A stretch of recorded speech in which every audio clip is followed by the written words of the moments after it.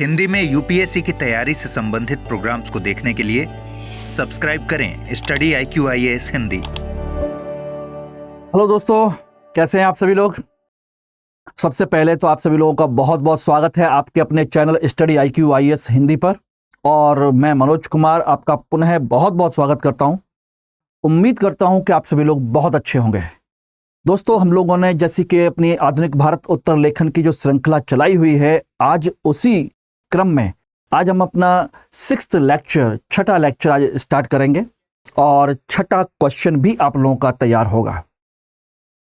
दोस्तों, आपको पता है कि भारत में ब्रिटिश ईस्ट इंडिया कंपनी ने लगभग भारत पर 200 सालों तक अपना शासन स्थापित किया था, चलाया था, हमें उपनिवेश बना के रखा, एक तरीके से मान के चलिए कि गुलाम बना के रखा, ठीक है ना। उसी क्रम में जब उन्होंने प्रारंभिक स्तर पर भारत में अपना शासन स्थापित करने की कोशिश की तो उन्होंने कई रणनीतियां अपनाई, कई तरह की चीजें अपनाई थी।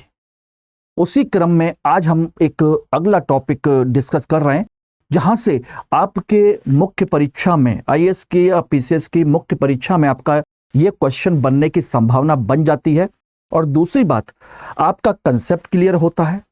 और सबसे बड़ी चीज है और वो ये है कि बेशक हम मुख्य परीक्षा के लिए उत्तर लेखन शुरू कर रहे हैं, लेकिन इससे पूरा का पूरा प्रारंभिक परीक्षा का सारा कंसेप्ट क्लियर हो जाता है।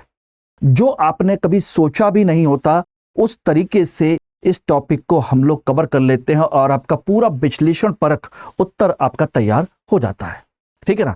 तो आज हम इस लेक्चर में आधुनिक भारत का इतिहास उत्तर लेखन के माध्यम से हम शुरू करने जा रहे हैं। हमारा लेक्चर नंबर 6 आज डिस्कस किया जाएगा, ठीक है ना। इसमें अगर हम बात करें तो आज का जो टॉपिक है, क्वेश्चन है या कह लीजिए टॉपिक है, 2 युद्धों की आज हम तुलना करने जा रहे हैं जो कि आपके ब्रिटिश ईस्ट इंडिया कंपनी और बंगाल के नवाब के बीच में हुए थे। एक है प्लासी का युद्ध और दूसरा है बक्सर का युद्ध, ठीक है ना। इसमें देखा जाए तो क्वेश्चन बनता है कि प्लासी के युद्ध के निर्णय की पुष्टि अंग्रेजों की बक्सर की विजय ने कर दी। ध्यान रखिएगा, बहुत सिंपल सा स्टेटमेंट है, क्वेश्चन भी है। अब बात आती है कि पुष्टि कर दी, इसका मतलब है सही भी है और गलत भी है, दोनों चीजें हो सकती हैं। अब डिपेंड करता है आपके अपने सोच पर कि क्या वास्तव में प्लासी के युद्ध के जो निर्णय हुए उसकी पुष्टि बक्सर की विजय ने की रियली में या नहीं की, ठीक है ना।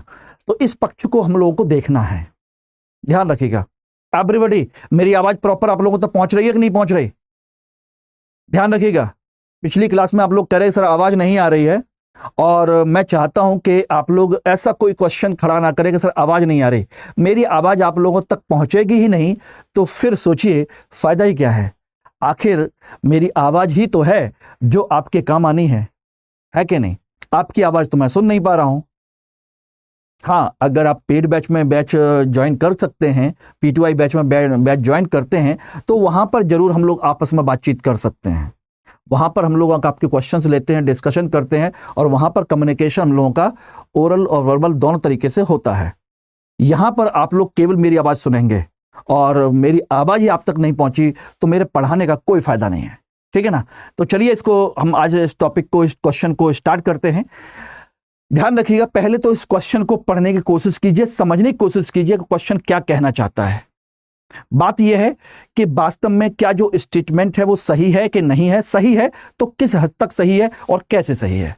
ध्यान रखिएगा, प्लासी के युद्ध के निर्णय यानी कि प्लासी के युद्ध के बाद जो डिसीजंस हुए थे, जो भी परिणाम आए थे, ठीक है ना, उन परिणामों को बाकायदा अंग्रेजों की जो बक्सर की विजय हुई उसने उसके निर्णयों को पुष्ट कर दिया था, यानी कि उसने प्रूव कर दिया कि ये जो निर्णय हुए उनको इसने, यहां के निर्णय ने स्पष्ट कर दिया कि हाँ वास्तव में वो जो पहले आपने बात कही थी वो अब जाकर के सही सिद्ध हो गई। जैसे कैसे, कौन सा स्टेटमेंट, कौन सी बात। मैंने पिछले क्वेश्चन में एक आपको कराया था कि 23 जून 1757 को मध्य युग का अंत हुआ और आधुनिक युग की शुरुआत हुई। तो एक तरीके से कह सकते हैं कि प्लासी के युद्ध से जो प्रक्रिया शुरू हुई थी वो बक्सर के युद्ध ने आकर के उसे सही मायने में सिद्ध कर दिया कि हाँ, वास्तव में जो प्रक्रिया उस समय शुरू हुई थी वो अब जाकर के सही हो रही है। ठीक है ना। तो इसमें सबसे पहले तो आपको बेसिक तौर पर दो चीजें स्पष्ट तौर पर आपको जाननी है कि प्लासी का युद्ध और बक्सर का युद्ध कब कब हुआ, कैसे कैसे हुआ, किस किस के बीच हुआ और क्यों हुआ। अगर इसका बैकग्राउंड आपका क्लियर नहीं है तो उत्तर आप कभी भी नहीं लिख पाएंगे, ध्यान रखना। ठीक है ना। इसलिए मैं दोनों युद्धों के बारे में आपको चर्चा कर रहा हूं। हालांकि आंसर में लिखना नहीं है, आंसर क्या लिखना है वो तो मैं बताऊंगा आप लोगों को, ध्यान रखिएगा। लेकिन इसका पहले बैकग्राउंड तो समझ लीजिए एवरीबॉडी। तो सबसे पहले ध्यान रखिएगा, प्लासी का जो युद्ध हुआ था 23 जून 1757 को बंगाल में हुआ था। बंगाल का नवाब सिराजुद्दौला और ब्रिटिश कंपनी की तरफ से था रॉबर्ट क्लाइव। नाम तो सुना ही होगा इस शख्स का, रॉबर्ट क्लाइव। और षड्यंत्रकारी थे। और षड्यंत्रकारी कौन थे? जो सिराजुद्दौला से नाराज थे या सिराजुद्दौला को नवाब बनते हुए नहीं देखना चाहते थे। उनमें दो तीन नाम आप लोगों ने नाम सुने भी होंगे, जाने भी होंगे, जैसे मीर जाफर, ठीक है ना, आपका जगत सेठ अमीर चंद, है कि नहीं, याद आ रहा है कि नहीं। उसी तरीके से और भी कई सारे अन्य लोग थे जो सिराजुद्दौला के ये सेनापति है, ठीक है ना, ये बंगाल का बैंकर है, ठीक है ना, ये वहां का सेठ है, व्यापारी है, सोचिएगा। और अन्य लोग जो सिराजुद्दौला के नवाब के अंडर में रह करके या उसके साथ रह करके अंग्रेजों से मिले हुए थे और इसके खिलाफ एक षड्यंत्र करने की कोशिश कर रहे थे। इसलिए ध्यान रखिएगा 23 जून 1757 को, ध्यान रखना एक इंपॉर्टेंट पॉइंट, यह आमने सामने का कोई बड़ा युद्ध नहीं था, बल्कि यह एक षड्यंत्र था। यह कहा जाता है कि बंगाल जो प्लासी का युद्ध है वो युद्ध नहीं बल्कि क्या था, एक षड्यंत्र था, ठीक है ना, एक धोखा था। धोखा किसने दिया था? इन सभी लोगों ने दिया था। किसको?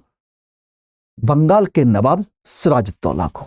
और क्लाइव के साथ मिल करके उन्होंने उसके साथ धोखा किया और एक छोटे से युद्ध में जो घंटे डेढ़ घंटे चला था, उस युद्ध में सब लोगों को मार दिया गया। इवन बाद में पकड़ करके सिराजुद्दौला को भी मार दिया गया। अब बात आती है कि ये सारी चीजें हो गई, युद्ध हो गया, तो इसका परिणाम क्या हुआ? मैंने एक क्लास आप लोगों को ली थी कि प्लासी के युद्ध का परिणाम क्या हुआ था। इस पर मैंने पूरा डिटेल में आपको एक पूरा का पूरा डिस्कशन किया था। उसके राजनीतिक परिणाम, उसके आर्थिक परिणाम, ठीक है ना, उसके सामाजिक सांस्कृतिक परिणाम, उसके प्रशासनिक परिणाम, ठीक है ना, सारे परिणामों की मैंने चर्चा की थी।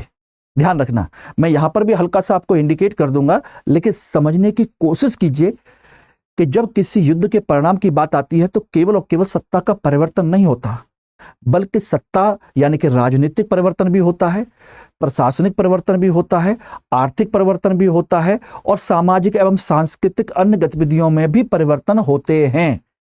उन सभी पक्षों को आपको पता होना चाहिए और उसी क्रम में आपको समझना भी चाहिए। ओके, ध्यान रखिएगा, इतिहास है, इतिहास की कोई भी घटना केवल एक छोटे से परिणाम पर आधारित नहीं होती है, बल्कि उसके परिणाम जो होते हैं काफी व्यापक होते हैं और सभी क्षेत्रों में होते हैं। ध्यान रखिएगा। तो एक तरीके से यह क्या था? एक षड्यंत्र था, एक धोखा था। लेकिन ध्यान रखिएगा, यह है आपका रॉबर्ट क्लाइव और यह रहा आपका मीर जाफर नवाब, जो बना था बाद में जाकर के मीर जाफर। सोचिएगा, इसी मीर जाफर ने सोचिए कि क्लाइव के सामने सरेंडर कर रखा था मिलकर के षड्यंत्र के तौर पर, और सोचिएगा कठपुतली नवाब भी बना था। इस युद्ध का अगर हम परिणाम देखें, एक तरीके से देखने की कोशिश कीजिएगा, तो कंपनी प्लासी के युद्ध का परिणाम क्या था? एक प्रकार से सोचिएगा, एक कठपुतली नवाब बना, कठपुतली नवाब। ध्यान रखिएगा, ये रहा। कौन बना था? मीर जाफर, क्योंकि सिराजुद्दौला को तो पकड़ के मार दिया गया, है कि नहीं। कठपुतली नवाब बना। ये तो एक तरीके से देखा जाए तो एक नवाब गया, उसकी जगह पर दूसरा नवाब आ गया, ठीक है ना।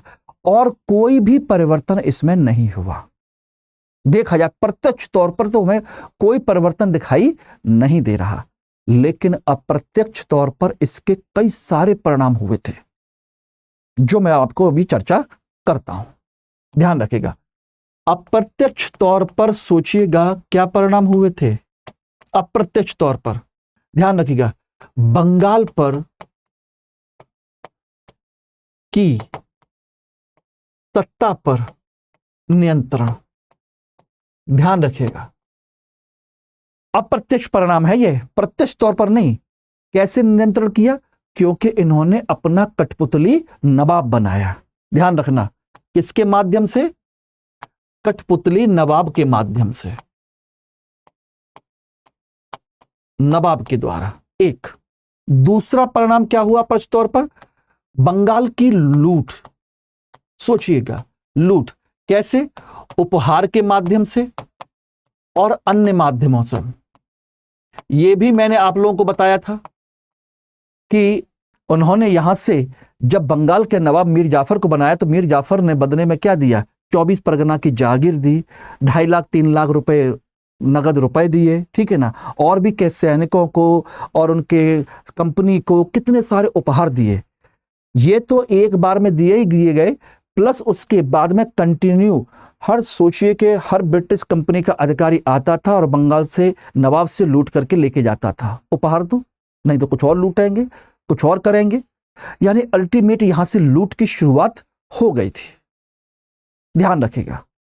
तीसरा स्तर पर कह सकते हैं कि यहां से एक प्रकार से कंपनी का अप्रत्यक्ष शासन शुरू हो गया था। अप्रत्यक्ष शासन क्या हुआ था? शुरू हो गया था कंपनी का अप्रत्यक्ष शासन। डायरेक्ट नहीं लेकिन इनडायरेक्ट, क्योंकि जो कंपनी कहती थी नवाब को वही करना पड़ता था, उनके पास कोई उपाय नहीं था। तो एक प्रकार से यह हो गया, प्रशासन में कोई चेंज नहीं, आर्थिक रूप से यह लूट शुरू हो गई, ठीक है ना। इसका मतलब कह सकते हैं कि यहां से आर्थिक रूप से क्या हुआ? आर्थिक रूप से क्या परिवर्तन हुआ? ध्यान रखना, आर्थिक रूप से यह परिवर्तन हुआ कि कंपनी की भारत से आय शुरू हो गई। शुरू भारत से ही, यानी यहीं से पैसा निकालना, यहीं से उसी पैसे सामान खरीदना और सामान खरीद करके यूरोप में भेजना। यानी कि एक प्रकार से हम कह सकते हैं कि ब्रिटेन से आर्थिक निवेश कम होने लगा, ठीक है ना। यह हो गया आर्थिक निवेश, क्योंकि उधर से पैसा आना बंद हो गया। जब हमको यहीं से पैसा मिल रहा है तो हम वहां से क्यों लेकर के आएंगे? बताइए, क्यों लेकर के आए वहां से? बाकी अन्य लाभों के संदर्भ में देखें तो अन्य कोई भी परिवर्तन नहीं दिखाई देते कि हम कह सकें कि सामाजिक सांस्कृतिक कुछ परिवर्तन हुए हैं। ऐसा कुछ नहीं हुआ, ध्यान रखिएगा। लेकिन अप्रत्यक्ष तौर पर बंगाल पर सोचिए एक तरीके से कंट्रोल इनका हो गया था। ओके एवरीबॉडी, क्लियर है? हां, एक परिवर्तन आप यहां पर देख सकते हैं जो काफी इंपॉर्टेंट है, समझिएगा। ये आपने देख लिया, ब्रिटेन से आर्थिक निवेश, ब्रिटेन से कंपनी की आय का यहीं से शुभारंभ शुरू हो गया। सबसे बड़ा लाभ यह हुआ था कि बंगाल के धन से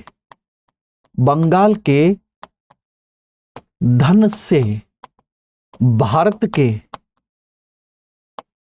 अन्य क्षेत्रों की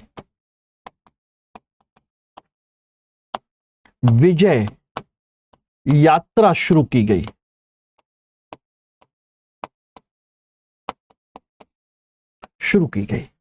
एक तरीके से बात यह थी, यानी यहां से जो धन लूटते थे उससे केवल और केवल सामान ही नहीं खरीदते थे, बल्कि सेना का वेतन भी इसी से दिया जाता था, समझिएगा। और उस पैसे से सोचिए उन्होंने जाकर के मैसूर को हराया। सोचिएगा, उस पैसे से जाकर के यूरोपीय अन्य कंपनियों को यहां से भगाने में हेल्प की। यानी एक तरीके से यहां से बंगाल में इनका पैर जमना शुरू हुआ और पूरे भारत पर कब्जा किया गया। यानी कि दीर्घकालिक हम क्या कह सकते हैं, परिणाम, दीर्घकालिक परिणाम क्या है, ध्यान रखिएगा। और वो परिणाम है दोस्तों, धीरे धीरे संपूर्ण भारत की विजय, ध्यान रखना, की नींव रखी गई इसके माध्यम से। ध्यान रखना, एक प्रकार से हम कह सकते हैं कि यहीं से भारत में मध्यकाल का अंत हुआ और आधुनिक युग की शुरुआत हुई। युग की शुरुआत, ये सब इसके परिणाम हैं, ध्यान रखिएगा। तो भारत में मध्यकाल का अंत और आधुनिक युग की शुरुआत हुई। एक प्रकार से ये मैंने प्लासी के युद्ध के परिणामों पर आपको चर्चा मैंने कर दी है।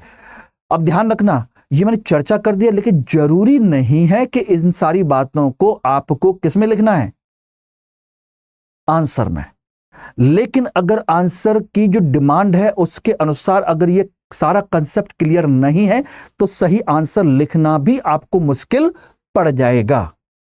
ध्यान रखिएगा, यही वजह है कि मॉडर्न इंडिया के पढ़ने के लिए अधिकांश आईएएस टॉपर भी क्या कह देते हैं कि भैया एक काम करो, जाकर के स्पेक्ट्रम की राजीव अहीर की किताब खरीद लो, बस उसी से काम चल जाएगा। और यही वजह है कि जब सारे कंसेप्ट क्लियर नहीं होते हैं तो फिर मेंस में जीएस के फर्स्ट पेपर में नंबर भी नहीं आते, 50% नंबर लाना मुश्किल पड़ जाता है। ध्यान रखिएगा, क्योंकि हम उस लेवल पर उसको समझ ही नहीं पाते हैं। हम सबसे ज्यादा समय किस पर देते हैं जीएस में, सबसे ज्यादा अच्छा क्या लगता है, सबसे ज्यादा अच्छा लगता है हमें पॉलिटी पढ़ना, सबसे ज्यादा अच्छा लगता है हमें ज्योग्राफी पढ़ना, है कि नहीं, सबसे ज्यादा अच्छा लगता है। और सबसे ज्यादा परेशान कौन करता है, इकोनॉमी परेशान करता है, क्योंकि समझ में आता नहीं और डेली चेंज होता है। और हिस्ट्री, अरे इतना फैक्चुअल, इतना कंसेप्चुअल, समझ में नहीं आता क्या पढ़ें और क्या छोड़ें। सबसे ज्यादा आसान दो ही सब्जेक्ट लगते हैं, पॉलिटी और ज्योग्राफी। उसमें बच्चा खूब पढ़ना पसंद करता है, लेकिन उसके क्वेश्चन तो देखिए लिमिटेड ही आएंगे ना, इसके भी अपने क्वेश्चन आने हैं ना, वो सब लिख के आना है, ये समझ लीजिए। और ध्यान रखिए, हिस्ट्री में मेंस में जो सबसे ज्यादा क्वेश्चन आते हैं वो मॉडर्न इंडिया के ही आते हैं। या तो आर्ट एंड कल्चर का 1 या 2 क्वेश्चन होता है, 3 से लेकर के 4 क्वेश्चन मॉडर्न इंडिया के होते हैं, और लगभग 1 से 2 क्वेश्चन होते हैं वर्ल्ड हिस्ट्री के मेंस में। और जब तक इसका कंसेप्ट क्लियर नहीं है तो आपके सोचिए प्रारंभिक परीक्षा का क्वेश्चन भी आपको सॉल्व नहीं होना, कंसेप्चुअल क्वेश्चन। फैक्चुअल तो आप कभी भी कर लोगे, याद है तो कर ले जाओगे, नहीं याद है तो वो भी भूल जाओगे, है कि नहीं। क्लियर हो गया। तो ये प्लासी के युद्ध के परिणाम की मैंने चर्चा की, ध्यान रखिएगा। ये क्या है, प्लासी का युद्ध, ये समझ लीजिएगा। अब वहीं पर आता है दूसरा, बक्सर का युद्ध। बक्सर का युद्ध 23 अक्टूबर 1764 को हुआ बिहार के बक्सर के इलाके में। इसमें एक तरफ अकेली कंपनी है, यहां पर कोई षड्यंत्र नहीं है, ध्यान रखना। और दूसरी तरफ 3 शक्तियां हैं, 3 पावरफुल शक्तियां हैं। एक तरफ है जो बंगाल का नवाब मीर कासिम था, उसको हटा दिया गया और उसको सोचिएगा उसके पास अपनी पूरी सेना है। सोचिएगा, जब एक चीज और ध्यान रखिएगा दोस्तों, बक्सर के युद्ध के समय क्वेश्चन पूछा जाता है प्रारंभिक परीक्षा में कि बक्सर के युद्ध के समय बंगाल का नवाब कौन था, तो ध्यान रखना गलती से मीर कासिम मत लगा लेना। मीर कासिम सोचिए मीर जाफर की जगह बनाया गया था, ठीक है ना। और जब देखा कि मीर जाफर पैसे नहीं दे रहा तो उसकी जगह पर मीर कासिम को बना दिया गया। और जब मीर कासिम के साथ वही परेशानी हो, मीर कासिम ने सोचिए कि ब्रिटिश कंपनी को नाकों चने चब्बा दिए थे, सोचिएगा हालत खराब कर दी थी। तो उन लोगों ने फिर से वही किया कि भाई इसको हटाओ और मीर जाफर को फिर से बना देते हैं, उससे पैसा लूट रहेंगे। ये हमारी बात नहीं सुनता मीर कासिम। बंगाल से हट करके सोचिएगा, मुर्शिदाबाद से हट करके कहां पहुंच गया, सीधा सोचिएगा बिहार में, मुंगेर, वहां पर उसने राजधानी बनाई, वहां पर अपनी सेना का गठन किया, सारी चीजें की। इसीलिए कंपनी ने मीर कासिम को हटा करके मीर जाफर को फिर से नवाब बना दिया था। इसलिए इसके ब्रैकेट में मैंने बंगाल का नवाब नहीं लिखा। और जब इसको हटा दिया गया तो इसीलिए इसने युद्ध छेड़ा और जाकर के मिला अवध के नवाब शुजाउद्दौला से, वो भी इनके साथ हो गया। उसी समय शाह आलम जो मुगल बादशाह है, सोचिएगा, वो शुजाउद्दौला के साथ अवध में ही रह रहा था। इस तरीके से तीन सेनाएं इकट्ठी हुई। तो एक तरफ ब्रिटिश ईस्ट इंडिया कंपनी और दूसरी तरफ तीन बड़ी सेनाएं। इन तीनों की सेना लगभग 50,000 से ज्यादा की, कुछ लोग कहते हैं कि 1 लाख तक की सेना थी। और कंपनी के पास मुश्किल से मुश्किल, ये मान के चलिए तो होगी तो बमुश्किल 5 से 7 हजार सैनिक, 10,000 ज्यादा से ज्यादा, इतने सैनिक थे। उनसे कई गुना ज्यादा बड़ी सेना थी। और इस युद्ध में कंपनी ने, सोचिए, इन सबको हरा दिया। क्या कर दिया? इन सबको हरा दिया और अपनी श्रेष्ठता को सिद्ध कर दिया। यानी कि ये क्या हुए? श्रेष्ठता सिद्ध की उन्होंने। ये रहे। और जब हरा दिया तो इन्हीं को हराने के बाद में सोचिएगा कंडीशन क्या हुई थी? इलाहाबाद की संधि हुई। क्या हुई? इलाहाबाद की संधि 1765 में। और एक चीज और ध्यान रखिएगा, जिस समय ब्रिटिश कंपनी था तो इस समय इसका जो कंपनी का जो सेनापति है उसका नाम है हेक्टर मुनरो। और इसने, सोचिए, इनकी हजारों, 50,000 से ज्यादा की सेना को अकेले 5-10 हजार सैनिकों से मिलकर के हरा दिया, तीनों बड़ी बड़ी सेनाओं को। अब सोचिए, एक तरफ बंगाल कंपनी के कब्जे में, चाहे बेशक सेनापति वहां पर जो नवाब है मीर जाफर ही है, लेकिन वो कंट्रोल में है। ऊपर से जो विद्रोही मीर कासिम है वो अब कंट्रोल में है, ये भी हार गया। शुजाउद्दौला पूरा अवध क्षेत्र, बनारस, अवध का पूरा, लखनऊ, फैजाबाद, पूरा इलाका इसके कब्जे में। और ऊपर से मुगल बादशाह, उत्तर भारत पूरा का पूरा इनके कब्जे में आ गया। समझिएगा, एक तरीके से ये उनकी निर्णायक लड़ाई मानी जाती है। ध्यान रखना। अब इसका परिणाम क्या हुआ? तो राजनीतिक, आर्थिक, सांस्कृतिक सारे परिणामों की हम लोग चर्चा करते हैं। तो ध्यान रखिएगा, बक्सर के युद्ध के परिणाम, बक्सर के युद्ध के, और यहां परिणाम क्या है? राजनीतिक रूप से ध्यान रखिएगा, ये एक तरीके से क्या थी? कंपनी की प्रत्यक्ष, ध्यान रखना, प्रत्यक्ष सत्ता की स्थापना की शुरुआत।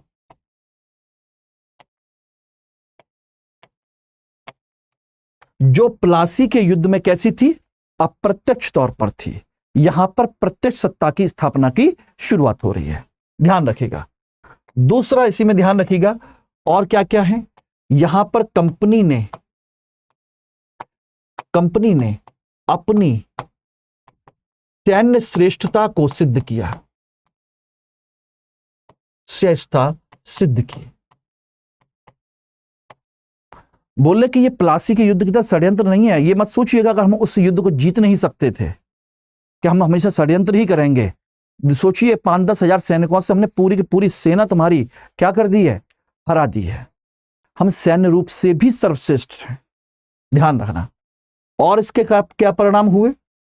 सोचिएगा, उत्तर भारत पर कब्जा, उत्तर भारत पर नियंत्रण।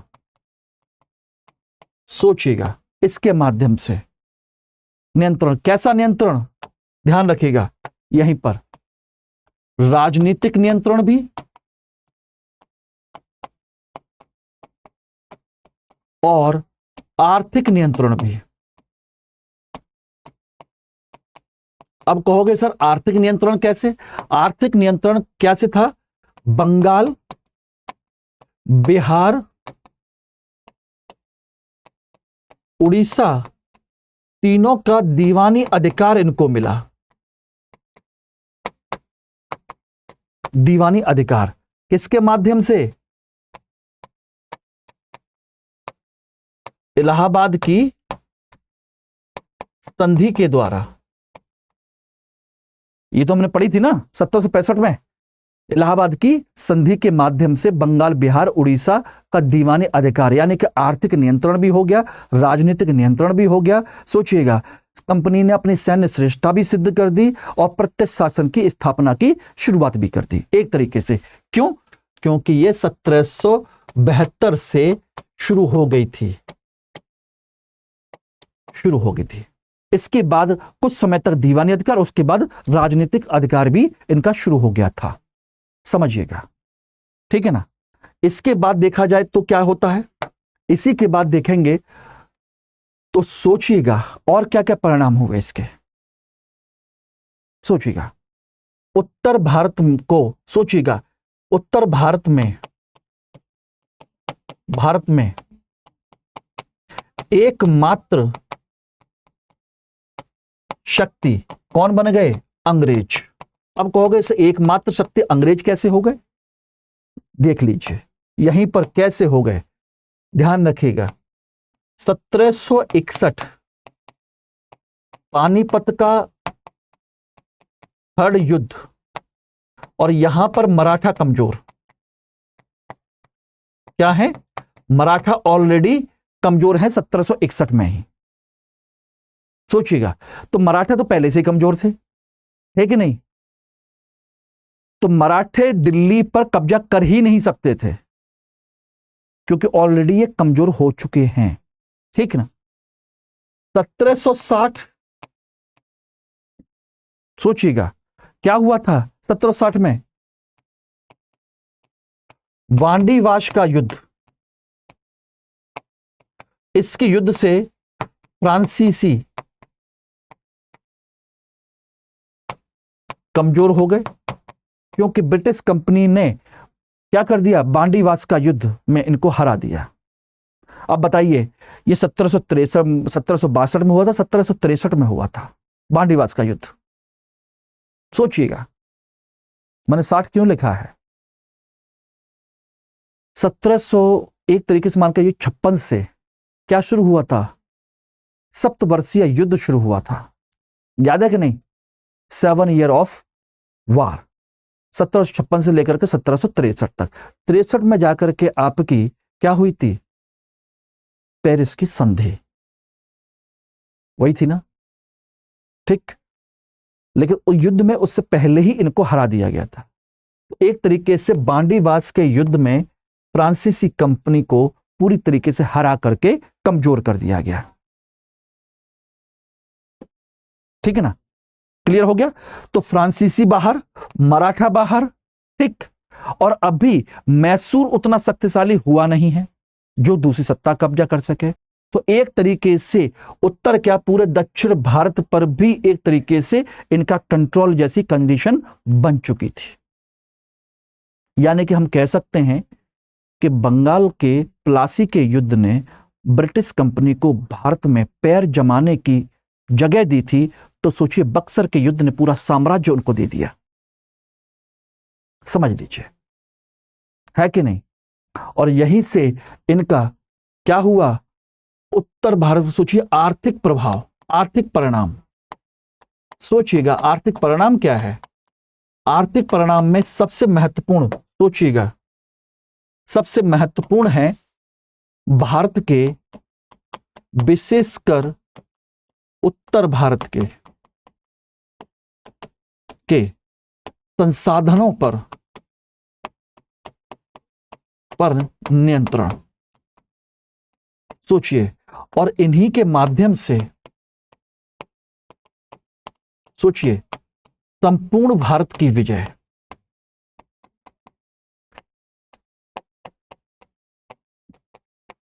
क्या हुई? संपूर्ण भारत की विजय इसी के माध्यम से की गई थी।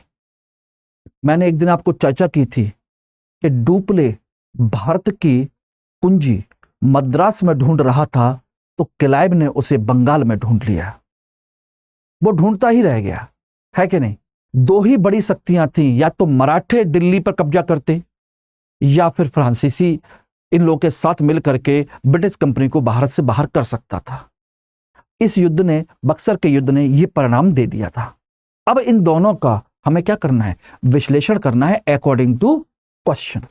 अब जाकर के तुम्हें क्वेश्चन की सही समझ, सही चीजें क्लियर होंगी। इसलिए मैंने पहले कंसेप्ट क्लियर किया, उसके बाद क्वेश्चन, उसके बाद लिख करके दिखाइए, देखिएगा, आराम से सारी चीजें क्लियर हो जाएंगी कि क्वेश्चन कैसे लिखा जाता है, किस तरीके से लिखा जाता है। ध्यान रखिएगा दोस्तों, यही एक पैटर्न है, यही एक तरीका है जिस तरीके से रियली में आपको पढ़ना चाहिए। अगर आप अपने समय का, अपने संसाधन का, अपने पैसे का सदुपयोग करना चाहते हैं तो बाकी एंजॉय करना है तो करते रहिए, कोई समस्या नहीं है। अगर पढ़ना है तो सॉलिड तरीके से पढ़िए। और ध्यान रखिएगा, जो सॉलिड तरीके से पढ़ता है बेटा, अखबार में फोटो उसी का छपता है। बाकी क्या करते हैं? अखबार में छपने वाले फोटो को देखते हैं और अपने अंदर एक उम्मीद पालते हैं कि हम भी किसी दिन इस जगह पर अपना फोटो छापेंगे या हमारा भी फोटो छपा होगा। लेकिन उसके लिए बेटा बहुत बड़ी मेहनत करनी पड़ती है, तपस्या करनी पड़ती है, सही दिशा के साथ। ऐसे ही नहीं छप जाता। सपने देखने से सपने पूरे नहीं होते। ध्यान रखिएगा, सपने देखने से सपने पूरे नहीं होते हैं। उन सपनों को पूरा करना पड़ता है, दिन रात मेहनत करनी पड़ती है, ठीक है ना। अपने बहुत सारे छोटे छोटे सपनों को मारना पड़ता है। किसके लिए? अपने बड़े सपनों के लिए, बड़े सपने के लिए। और एक बार अगर ये सपना आईएएस बनने का आपका पूरा हो गया तो जो सपना आप देखोगे वो पूरा हो जाएगा, वो हो सकता है। अन्यथा एंजॉय करते रहिए, कोई समस्या नहीं है। आज का एंजॉय कल की मजदूरी बन जाएगी और आज की मेहनत कल का एंजॉय बनेगा। डिसाइड आपको करना है, ध्यान रखना।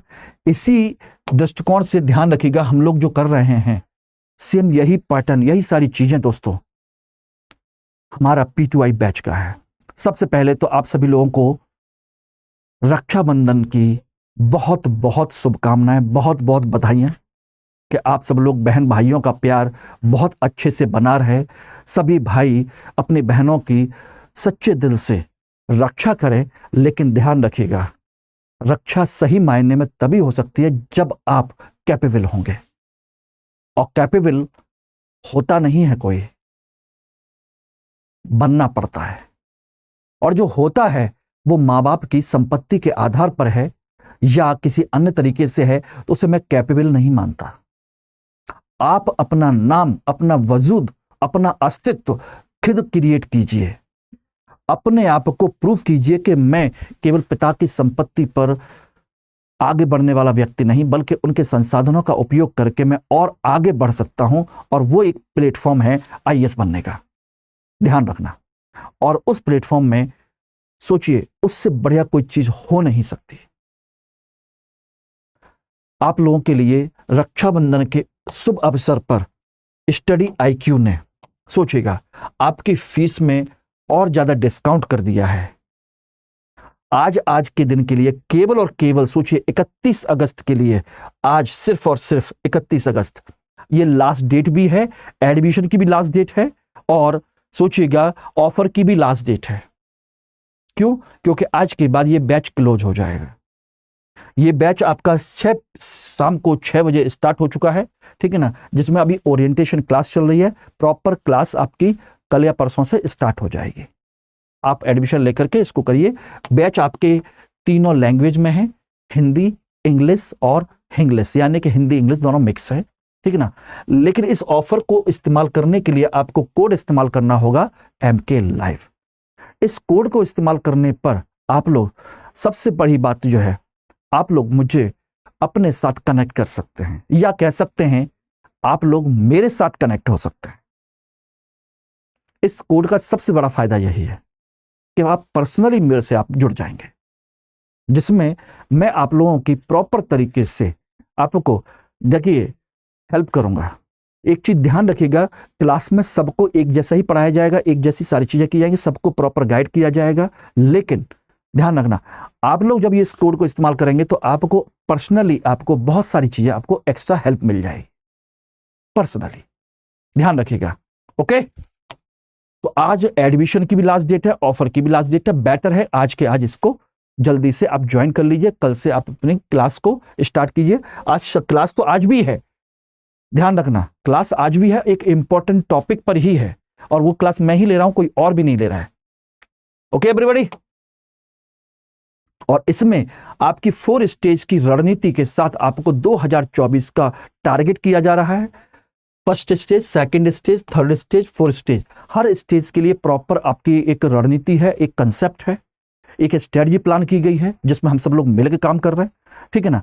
इसमें आपको एक मेंटरशिप दी जाएगी, लेक्चर नोट्स प्रोवाइड कराए जाएंगे, live classes, test series, books और मुख्य परीक्षा आवासीय कार्यक्रम। यानी कि प्रारंभिक परीक्षा पास करने के बाद अगर आप प्रारंभिक परीक्षा पास करते हैं तो स्टडी IQ आपको अपने दिल्ली सेंटर पर 4 महीने के लिए बुलाएगा, और उसमें रहने खाने की व्यवस्था स्टडी IQ संस्थान की तरफ से की जाएगी। आपको उसकी टेंशन नहीं लेनी है, बस आपको 4 महीने हमारे फैकल्टीज, हमारे मेंटर्स के साथ मिल करके पढ़ाई करनी है, मेहनत करनी है, आंसर राइटिंग की प्रैक्टिस करनी है, और उन सभी टॉपिक्स पर अच्छा कमांड करना है जो आपके कमजोर हैं। ओके, ध्यान रखना। तो इसमें एक्स्ट्रा कोई खर्च नहीं है 4 महीने तक, और इस कोर्स की वैलिडिटी आप ध्यान रखना दोस्तों 2 साल की है, इस साल भी और अगले साल भी। 2025 तक भी इस कोर्स को आप एलिजिबल हैं। ऐसा नहीं है कि केवल 2024 के लिए है, जो 2025 में भी देना चाहता है उसके लिए भी एक बेटर प्लान है, ध्यान रखना। और 31 अगस्त क्यों है, ध्यान रखना, इसके बाद समय उल्टा घूमना शुरू कर देता है 2024 के लिए, बर्डन आना शुरू हो जाता है और प्रेशर बढ़ना शुरू हो जाता है। क्यों? सिलेबस इतना ज्यादा है और समय बहुत कम।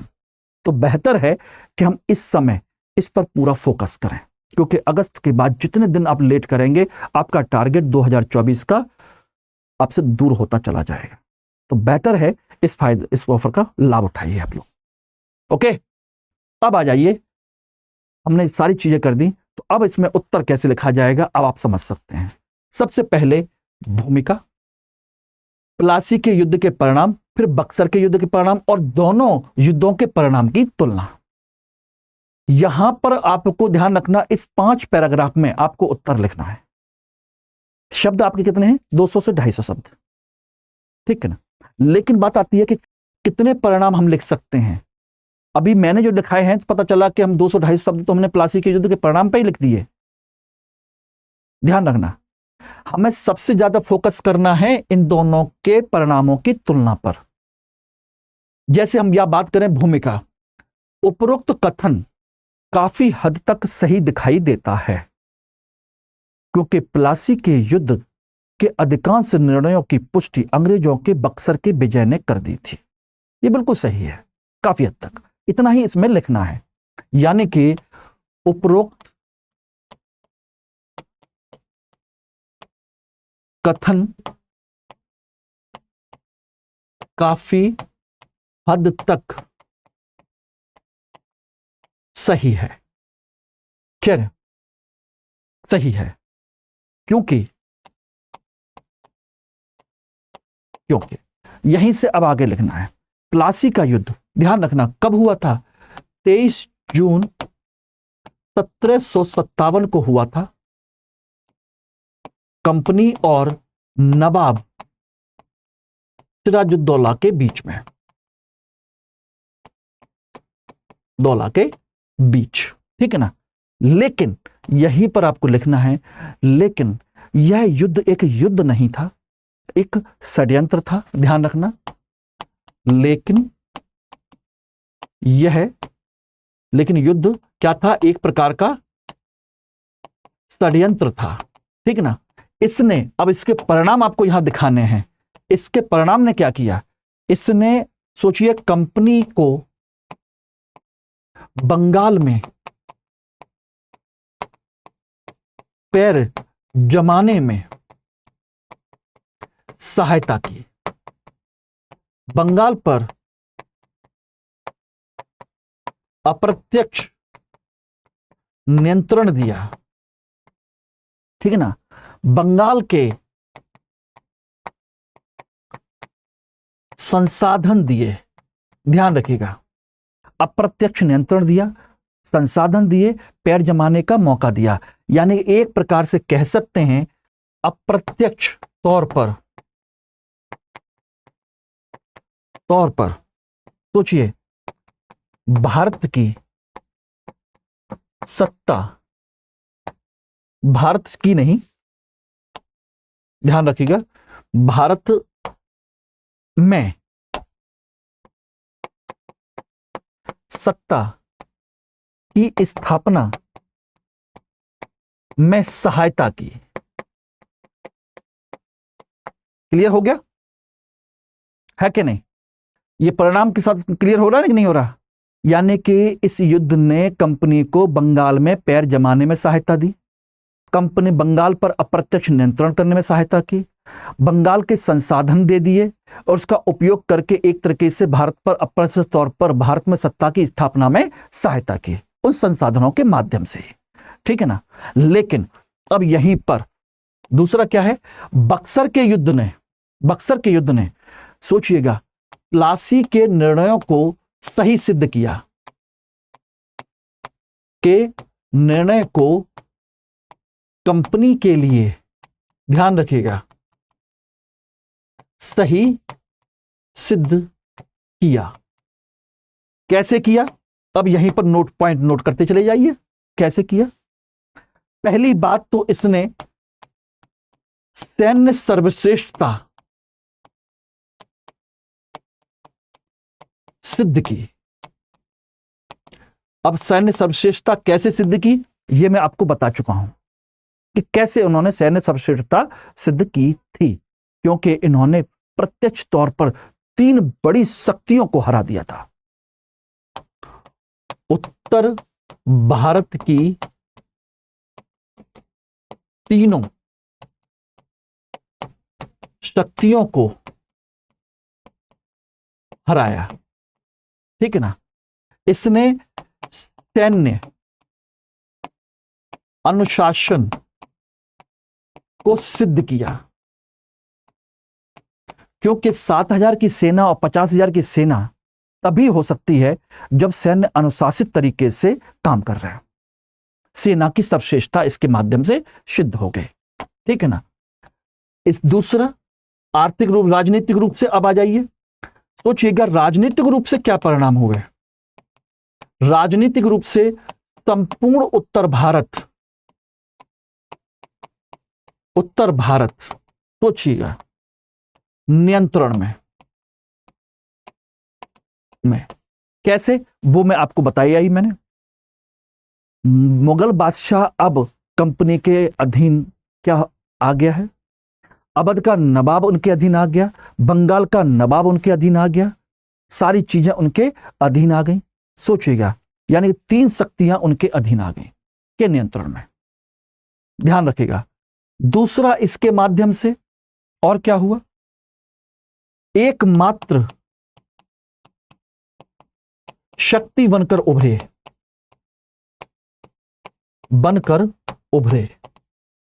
क्योंकि और कोई था नहीं, मराठे थे नहीं और ब्रिटिश कंपनी, वो फ्रांसीसी कंपनी को हरा चुके थे।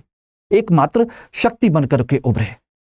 और क्या परिणाम हुआ इसका, अगर एकमात्र शक्ति बनकर उभरे तो सोचिएगा, यानी कि अब ये एक भारतीय शक्ति बन गए। अब तक तो एक कंपनी थी, ये ध्यान रखना, अब तक ब्रिटिश ईस्ट इंडिया एक कंपनी थी, अब क्या बन गए, एक भारतीय शक्ति बन गए, यानी भारतीय शक्तियों में से एक बन गए।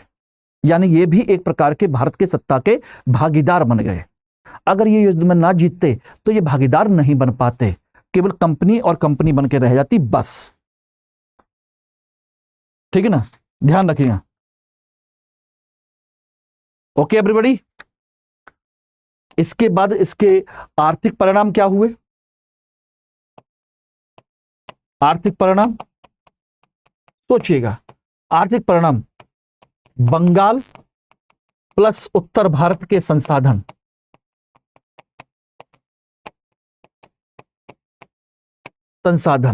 पूरा संपूर्ण बाजार इनके नियंत्रण में।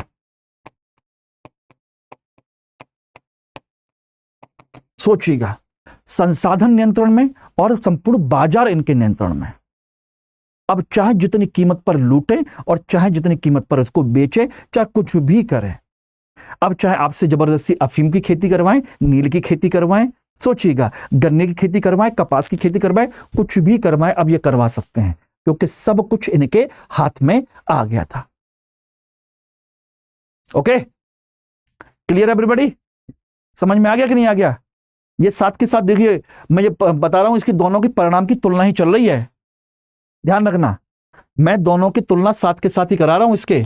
ये रही, जो पहले हो रहे थे उनकी पुष्टि यहां पर की जा रही है, दोनों हैं, ठीक है ना।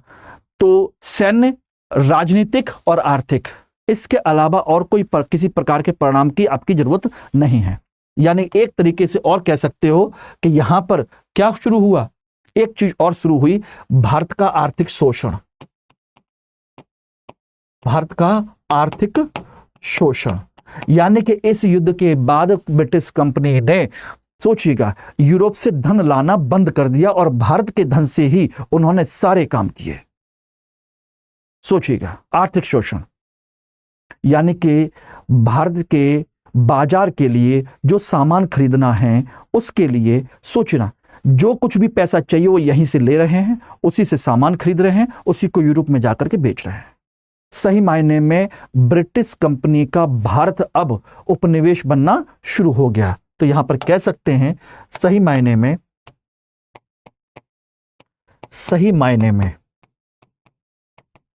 भारत के उपनिवेश बनने की प्रक्रिया की शुरुआत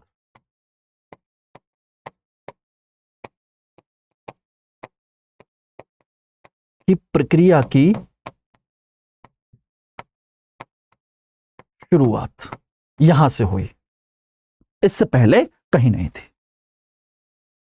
तो बात समझ में आ गई? इस प्रकार हम कह सकते हैं, निष्कर्ष में इस प्रकार हम कह सकते हैं कि जो निर्णय प्लासी के युद्ध ने अप्रत्यक्ष तौर पर दिखाए थे, उन सभी निर्णयों को, सोचिएगा, बक्सर के युद्ध ने अपनी मोहर लगा करके पुष्ट कर दिया कि बात काफी हद तक सही है। Yes, absolutely correct. इस तरीके से इसको आपको लिखना है, सोचना है। अब सोचिए, जितने पॉइंट में आपने इसको समझा है, प्रारंभिक परीक्षा का अगर कंसेप्चुअल क्वेश्चन आ जाए तो भी लिख ले जाओगे, और फैक्चुअल क्वेश्चन भी आ जाए तो भी आपके इसमें से काफी हद तक क्लियर हो गया। केवल और केवल आपके इलाहाबाद संधि के प्रावधान आपको पता होना चाहिए, बस। क्या क्या प्रावधान थे, कैसे कैसे प्रावधान थे, यहां कंसेप्ट पढ़िए, उत्तर लिखिए। जो आपको, सोचिए, ऑप्शनल की क्लास में भी उत्तर कोई इतने डिटेल में नहीं लिखाएगा, ये मैं गारंटी दे रहा हूं। जीएस की क्लास में भी कोई नहीं कराएगा, मैं यहां करा रहा हूं आप लोगों को। करिए ना एक एक क्वेश्चन को ढंग से करिए। आप किताब उठाइए, पढ़िए, विश्लेषण मैं कर रहा हूं, उत्तर लिखिए, दिखाइए, ठीक है ना। और इसके थ्रू आप मुझसे यहां पर कनेक्ट हो सकते हैं, कांटेक्ट कर सकते हैं। ये मेरा अपना कोड है MK लाइव, ये टेलीग्राम, ये इंस्टाग्राम और ये मेरी मेल आईडी है, जिसके थ्रू आप मुझसे जुड़ सकते हैं, अपने प्रॉब्लम्स पढ़ाई से संबंधित बता सकते हैं, कोई कुछ भी पूछना पूछ सकते हैं, क्वेश्चन दिखाना चाहें तो क्वेश्चन सेंड करके वो भी आप लोग यहां दिखा सकते हैं, ठीक है ना। लेकिन लिमिटेड लेवल पर ही। अब आप सोचे कि सारे के सारे बच्चे एक साथ मुझे आंसर लिख दें और मैं सारे चेक कर दूं, तो बेटा इतना संभव नहीं है। बहुत सारे बच्चे भेजते हैं, इसमें कोई शक नहीं है, लेकिन धीरे धीरे करके मैं उनके आंसर में चेक करता हूं, जो कमेंट हो सकता है उतना कमेंट करने की कोशिश करता हूं मैं, ठीक है ना। बाकी फिर और डिटेल में और ज्यादा जानना है, सारी चीजें करनी है प्रॉपर तरीके से, आंसर राइटिंग प्रॉपर तरीके से आपके पेड मैच में भी चलती है, वहां टेस्ट सीरीज ज्वाइन करिए, वहां करिए, आप कोई समस्या नहीं है, ठीक है ना। तो ये आपके लिए एक कंसेप्ट है और मैं उम्मीद करता हूं आज की क्लास आप लोगों को अच्छी लगी होगी, और सबसे बड़ी बात, मेरी आवाज भी आप लोगों तक प्रॉपर पहुंची होगी। क्यों दोस्तों, है कि नहीं? चलिए फिर मिलते हैं हम लोग अगली क्लास में। वैसे आप लोगों को बता दूं कि हमारी जो क्लास चलती है मॉडर्न इंडिया आंसर राइटिंग की, ये जो है ये चलती है हमारी मंडे टू थर्सडे, ध्यान रखिएगा। और फिर उसके बाद फ्राइडे, सैटरडे, संडे आपकी विरत सर क्लास लेते हैं मॉडर्न इंडिया की डेस्क्रिप्टिव तरीके से, डिटेल में, तो वहां भी कवर कर सकते हैं और यहां भी कवर कर सकते हैं। यहां पर मैं आंसर राइटिंग करा रहा हूं और वहां पर आप डिटेल में पढ़ सकते हैं। ठीक है ना। तो बाकी हम फिर इस क्लास को अगले मंडे को फिर मिलेंगे इसके अगले टॉपिक के साथ। तब तक अपनी किताब पढ़ लीजिए, बुक्स पढ़ लीजिए, नोट्स तैयार कर लीजिए और इनके आंसर लिख करके तैयार कर लीजिए। ठीक है ना। Thank you very much all of you. Hindi में यूपीएससी की तैयारी से संबंधित प्रोग्राम्स को देखने के लिए सब्सक्राइब करें स्टडी IQ IAS हिंदी।